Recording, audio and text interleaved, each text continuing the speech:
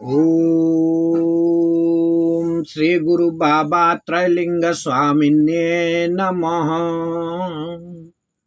ओम सहस्रारे कडिकारे रक्तपद्मे स्थितिं गुरुं दिव्यं द्विपदं द्विनेत्रं श्वेत सूर्यो संप्रभम् ओमकारे हमकारे हुंकारे ह्रींकारे होंकार मध्ये सोहम देवं ह्रीं रूपं धूम दुर्गे दिव्यै नमः। ओम श्री गुरु सूर्य स्वरूपम हंस सोम संज्योतिर्मयम् ओई महाविद्या श्री गुरुदेवं नमामितम्। जीव मोह माया के बंधन से कैसे मुक्ति पाए। अब यहाँ प्रश्न उठता है कि इस मन और माया के परे हम कैसे जाएं, जब तक कि कोई साथी ना मिले हमें। क्योंकि हम पहले से ही एक साथी बना चुके हैं और वह हमारा मन है। मन को साथी बना के और हम तरह तरह के बुरी संगति में फंसते चले गए। जब तक कि कोई साथी ना मिले हमें रास्ता बताने वाला, तब तक इस काल कोठरी से कैसे निकले। तो हमें एक ऐसा साथी का तलाश करनी चाहिए कि जो सतलोक का मार्ग जानता हो, जो मन और माया के प्रभाव से दूर हो, जिसके ऊपर मन और माया का प्रभाव नहीं हो। यदि हमें ऐसा कोई साथी मिल जाए तो हम उससे मन और माया के प्रभाव से बचने की युक्ति सीखकर मन के मैल को सफा करके और उस साथी के साथ सतलोक वापस लौट जाएं। अब प्रश्न उठता है कि वह साथी हमें मिल जाता है तो वह अपना नाम हमें गुरु बताता है। गुरु का अर्थ होता है, गु का अर्थ होता है अंधकार और रू का अर्थ होता है प्रकाश। अर्थात जो अंधकार और प्रकाश दोनों में रहता हो। आंखों के नीचे पिंड का भाग होता है और आंखों के ऊपर ब्रह्मांड का भाग होता है। जहां प्रकाश है, हमें ऐसे साथी का तलाश करनी चाहिए। भाई, यह माया लोक है, यहाँ हर वस्तु माया है। इसलिए यहाँ माया के वशीभूत होकर बहुत से ढोंगी बिल्ला बैठे रहते हैं और कहते हैं अपने आप को हम गुरु हैं, हम साधु हैं। साधु का अर्थ होता है सज्जन। अब यहाँ प्रश्न उठता है कि हम ऐसे महापुरुष को पहचाने कैसे। तो यहाँ पर गुरु दो प्रकार के होते हैं। एक गृहस्थ संत होते हैं और दूसरा सन्यासी महापुरुष। गृहस्थ अर्थात संसारी पुरुष, जिसके पास घर, स्त्री, बच्चे सभी रहते हैं, पर वो इन सबके रहते हुए उनके ऊपर मन और माया का प्रभाव नहीं होता और वो कर्म योगी होते हैं। कर्म योगी का अर्थ होता है उनके पास करोड़ों आत्माएं शिष्य के रूप में रहती हैं, फिर भी वो हक की कमाई करते हुए अपना जीविका चलाते हैं। अपने शिष्यों से एक पैसा भी दान नहीं लेते। यदि जो दान लेता है वह लोभी है, इसलिए उन्हें सत्पुरुष भी कहते हैं। उनका आभूषण शील, संतोष, क्षमा, सत्य और प्रेम होता है और उन्हें दिव्य ज्ञान होता है। अगर कोई उनके साथ अभद्र व्यवहार करता है तो भी वो उसे अपना ही अंश या प्रकाश समझकर क्षमा कर देते हैं। कबीरदास जी कहते हैं, शिष्य तो ऐसा चाहिए गुरु को सब कुछ दे, और गुरु भी ऐसा चाहिए शिष्य का कछु ना ले। भाई, फिर कहते हैं कि जो भी उनके पास जाता है कि प्रभु हमें भी सतलोक ले चलो, वो क्या जवाब देते हैं, तू तो दाता है, तू दान करेगा। यदि तू दाता बनने के लिए तैयार है तो मैं तुझे सतलोक ले जाने के लिए तैयार हूं।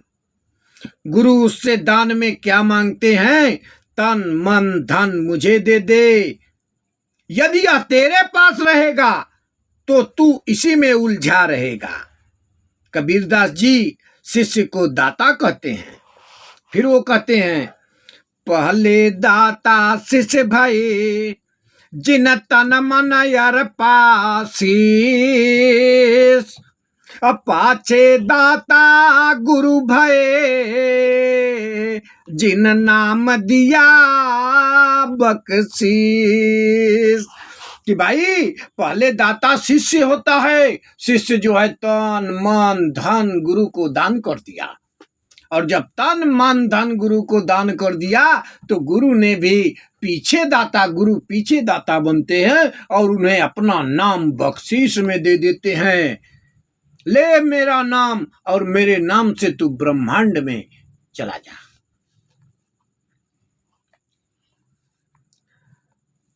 ये तो रहे हमारे गृहस्थ महापुरुष।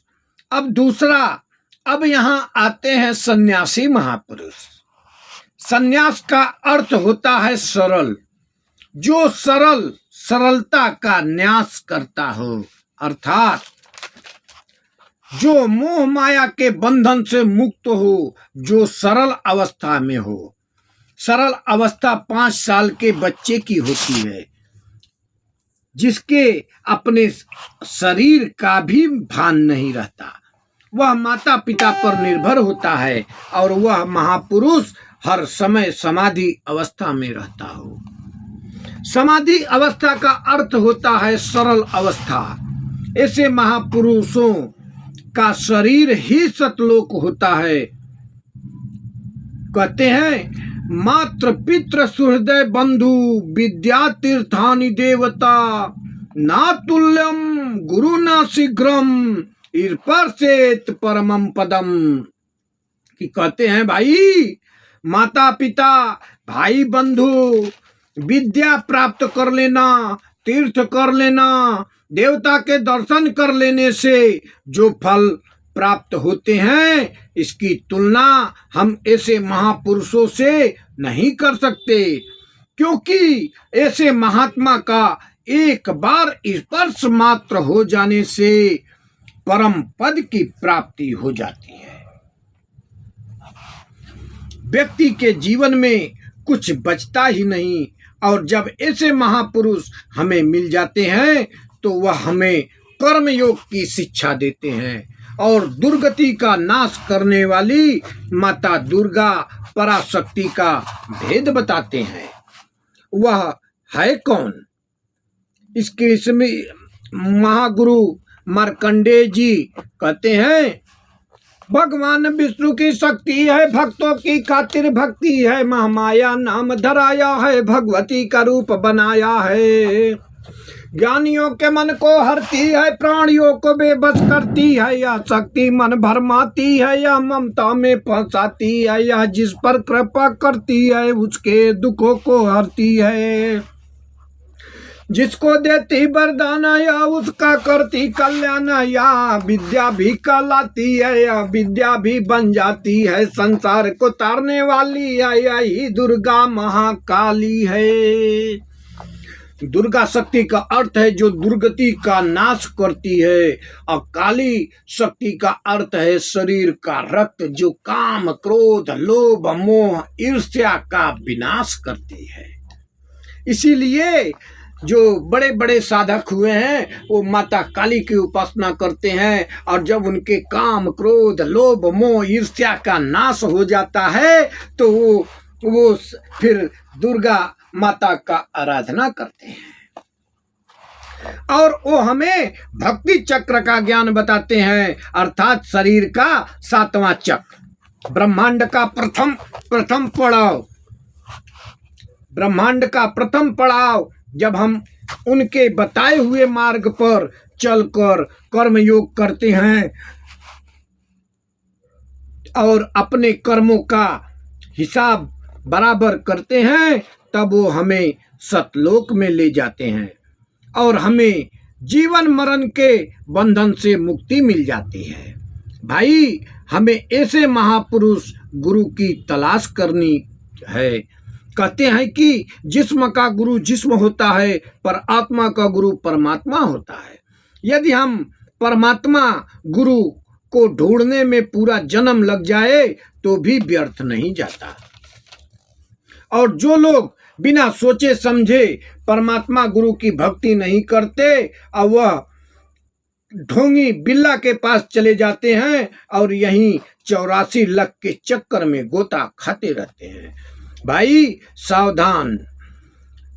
प्रभु श्री रामचंद्र कहते हैं, रामचंद्र कह गए सिया से ऐसा कल युग आएगा, जो होगा लोभी और ढोंगी सो साधु कहलाएगा।